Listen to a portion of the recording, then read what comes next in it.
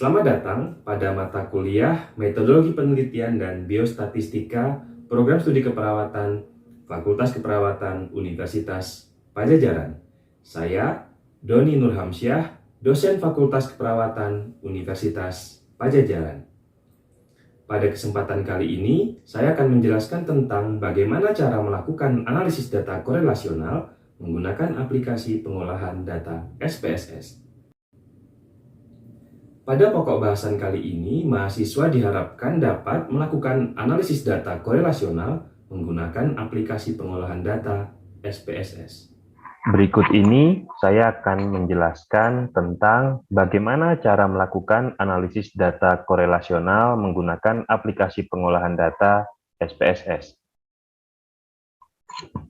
Analisis data korelasional sebenarnya ada banyak variannya.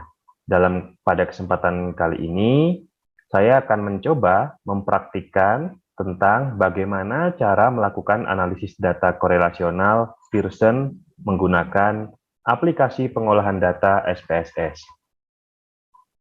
Alasan penggunaan Pearson dalam analisis kali ini yaitu karena data pada variabel yang diinput adalah numerik dengan skala pengukuran numerik, sehingga uji yang tepat yang dapat digunakan untuk menganalisis kedua variabel ini yaitu menggunakan Pearson correlation. Pastikan Anda sudah memahami tentang bagaimana cara menginput data ke dalam SPSS ini. Jika belum, Anda dapat melihat pada video sebelumnya. Pada kesempatan kali ini, saya memiliki dua variabel, yaitu tingkat pengetahuan dan kadar gula darah sewaktu responden. Dengan 30 orang responden. Pada kesempatan kali ini juga, saya menggunakan level of significance yang 5%. Sehingga untuk melakukan analisis korelasional Pearson menggunakan aplikasi pengolahan data SPSS, yang pertama yang harus kita cari adalah untuk menginterpretasinya. Penginterpretasian uji Pearson ini terdapat dua metode. Yang pertama, dengan membandingkan kepada level of significance, yaitu 5%. Jika nilai sig nanti didapatkan lebih kecil daripada level of significance 5% atau 0,05, maka variabel ini memiliki hubungan. Itu metode yang pertama. Kemudian untuk metode yang kedua, kita bisa menggunakan pembacaan terhadap hasil Pearson correlation-nya. Syaratnya yaitu kita harus mencari nilai R-tabel terlebih dahulu. R-tabel dilihat mengacu kepada jumlah responden. Saat ini responden yang digunakan adalah 30, sehingga Anda dapat melihat kepada tabel R-tabel di nomor urut ke-30. Dalam hal ini saya sudah mendapatkan yaitu 0,361. Jika kita sudah memahami tentang bagaimana cara penginterpretasiannya, kita bisa melakukan analisisnya sekarang. Cara melakukan analisis data korelasional Pearson menggunakan aplikasi pengolahan data SPSS yaitu sebagai berikut. Silahkan Anda pilih menu bar Analyze, kemudian Anda cari Correlate, dan Anda pilih Bivariate. Analyze, Correlate, dan Bivariate. Silahkan Anda klik. Kemudian kita pindahkan kedua variabel yang ada di kotak ini sebelah kiri ke dalam kotak di variabel sebelah kanan dengan cara mengselection keduanya, kemudian klik tanda panah. Pada bagian option dan bootstrap dibiarkan saja. Yang paling penting adalah di bagian correlation koefisiennya, yaitu kita harus checklist yang Pearson. Kemudian test of significance-nya kita gunakan yang two-tail, dan di bagian flag significant correlation-nya kita checklist. Jika Anda telah melakukan ketiga hal ini, maka kita bisa langsung klik OK.